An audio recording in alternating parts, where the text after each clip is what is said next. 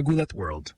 Ang buong mundo ng tennis, partikular na ang dambuhalang China, ay kasalukuyang nasa estado ng matinding pagkagulat matapos ang hindi inaasahang kaganapan sa pagbubukas ng 2026 WTA season. Sa gitna ng mainit na tensyon sa court ng ASB Classic sa Auckland, New Zealand, isang makasaysayang tagpo ang nasaksihan ng opisyal na ilabas ang balita. Ang ating pambansang pusta na si Alexandra Ala ay nakataktang harapin ang reigning Asian tennis powerhouse na si Wang Xinyu. Ang labanang ito ay hindi lamang basta unang laro ng taon, kundi isang collision of titans na yumanig sa kumpiyansa ng mga fans sa China. Habang ang China ay kampante sa karanasan at taas ng kanilang pusta, hindi nila inasahan ang mabilis na pag-akyat ng antas ng laro ng ating Pinay Pride, na ngayon ay bit-bit ang momentum mula sa kanyang kamanghamanghang 2025 season. Ito ang laban na magdedeklara kung sino nga ba ang tunay na reyna ng tennis sa Asia sa bagong era na ito. Kung susuriin ang paghahambing sa pagitan ng dalawang manlalaro, makikita ang isang classic David versus Goliath scenario na paborito ng mga international sports analysts. Si Wang Xinyu, na may taas na 6-foot neto, ay isang higante sa court na may bit-bit na Grand Slam doubles title mula sa Roland Garros at nakatungtong na sa career high na number 32 sa buong mundo. Sa kabilang dako, ang ating Alex Eala na may taas na 5'9" ay pumasok sa labanang ito bit-bit ang bagong record bilang kauna-unahang Pilipina na nakapasok sa WTA Top 50 noong huling bahagi ng 2025. Pagamat mas bata sa edad na 20, si Eala ay kilala sa kanyang never-say-die attitude at kaliweteng laro na madalas magpahirap sa mga veteran right-handed players tulad ni Wang. Ang China, nasanay sa pagdomina sa sport na ito, ay tila napatras nang makita ang bagsik at bilis ng bola ng isang batang Pinay na handang sumira sa kanilang plano sa Auckland. Ang tensyon ay lalong tumindi nang mapagtanto ng mga observers na ang labanang ito ay higit pa sa ranking points. Ito ay labanan ng karangalan. Si Wang Xinyu ay pumasok sa 2026 season na gutom sa isang singles title matapos ang ilang runner-up finishes, habang si Alex Ala naman ay nasa peak mission. Napatunayan na ang kanyang semifinals run sa Miami Open noong nakaraang taon ay simula pa lamang ng kanyang pag-akyat sa tuktok. Ang bawat serve at volley sa pagitan ng dalawang ito ay nagsisilbing pahayag sa buong mundo na ang Pilipinas ay hindi na lamang basta tagapanood sa tennis world stage. Sa paglabas ng opisyal na schedule, naging sentro ng usapan sa international media kung paano naging ganito kabilis ang pag-unlad ni Ala, na ayon sa ilang Chinese sports outlets ay isang seryosong banta sa kanilang dominasyon. Ito ang kwento ng determinasyon kontra tradisyon at sa unang pagkakataon, ang China ay napilitang kilalanin ang lakas ng isang Pilipina na handang gumulat sa mundo. Sa pagtunog ng unang raketa ngayong 2026 sa ASB Classic sa Auckland, New Zealand, isang matinding tactical battle ang agad na sumambulat sa harap ng world media. Ang pagtatapat ni Alex Ala at Wang Xinyu ay hindi lamang isang random draw. Ito ay isang statement match na magdidikta kung sino ang may control sa momentum sa pagsisimula ng Australian swing. Si Alex Ala, na pumasok sa torneo bilang world number 53, ang pinakamataas na ranking na abot ng kahit sinong Pilipino sa kasaysayan, ay direktang humarap sa hamon ng number 57 na si Wang Xinyu. Pagamat tikit ang kanilang rankings, ang kaibahan sa kanilang laro ay nagbigay ng isang napaka-interesanteng matchup na ikinagulat maging ng mga Chinese fans na sanay makitang dinodomina ng kanilang mga manlalaro ang hard courts ng Asia.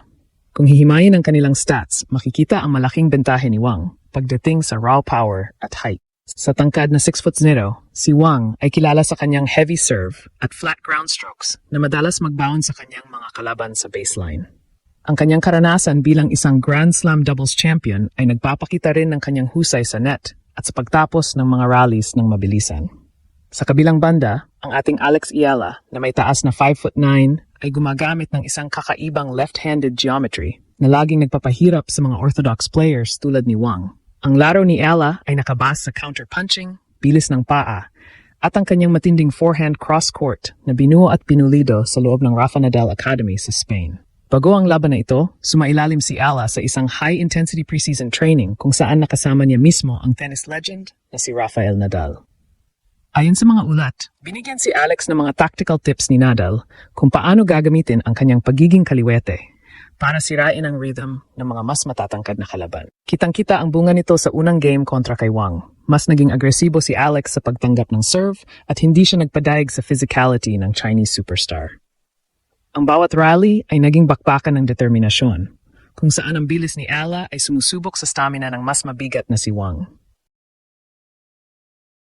Ang tensyon sa loob ng court ay abot langit dahil alam ng magkabilang panig na ang mananalo rito ay magkakaroon ng malaking tsansa na pumasok sa main draw ng Australian Open ng may mataas na kumpiyansa.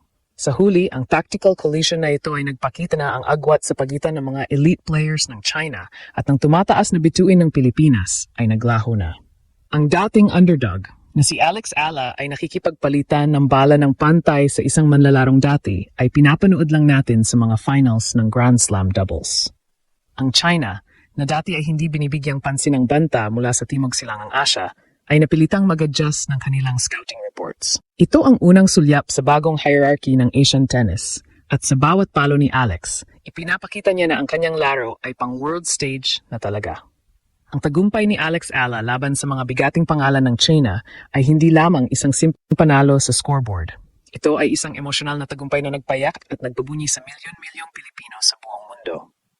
Sa loob ng maraming dekada, ang tennis ay itinuring na isang elite sport, kung saan ang mga Pilipino ay madalas na hanggang Southeast Asian Games lamang ang nararating. Ngunit sa pagpasok ng 2026, binura ni Alex ang stigma na ito. Ang kanyang laban kontra kay Wang Xinyu sa ASB Classic ay naging simbolo ng ating pag-akyat sa mataas na antas ng pandaigdigang kompetisyon. Ang bawat sigaw ni Alex ng laban sa gitna ng court ay tila naging battle cry ng isang buong bansa na matagal nang naghihintay ng isang tennis icon na tunay na makakasabay sa mga Grand Slam champions. Sa social media, naging viral ang mga clips ng laban kung saan makikita ang pagkamangha ng mga Chinese commentators sa depensa ng ating Pinay pride. Ayon sa ilang international tennis analysts, ang 2026 ay formal nang idinedeklara bilang simula ng ELA era. Hindi na siya tinitingnan bilang isang junior sensation kundi bilang isang lehitimong banta sa WTA Top 50. Ang emosyonal na bigat ng labanang ito ay lalong tumindi dahil sa kasaysayan ni Wang Xinyu bilang isang Asian Games gold medalist at Grand Slam winner. Para sa maraming sports critics, ang pagkatalo ng China sa kamay ng isang 20 anyos na Pilipina ay isang wake-up call na ang sentro ng tennis power sa Asia ay unti-unti nang lumilipat patungong Maynila. Ang garbo at kumpiyansa ng Tsina ay tila nayanig sa bilis ng pag-unlad ng isang batang atleta na produkto ng disiplina at sakripisyo. Hindi matatawaran ang sakripisyo ni Alex Ala upang marating ang puntong ito. Simula nung siya ay 12 anyos pa lamang, iniwanan niya ang kanyang pamilya upang mag-ensayo sa Spain, malayo sa komportable niyang buhay sa Pilipinas. Ang bawat luha at pagod sa loob ng Rafa Nadal Academy ay nagbunga sa bawat puntos na nakuha niya laban kay Wang. Ang kwento ni Alex ay kwento ng isang Pilipinong hindi sumuko sa kabila ng limitasyon sa resources at suporta sa simula.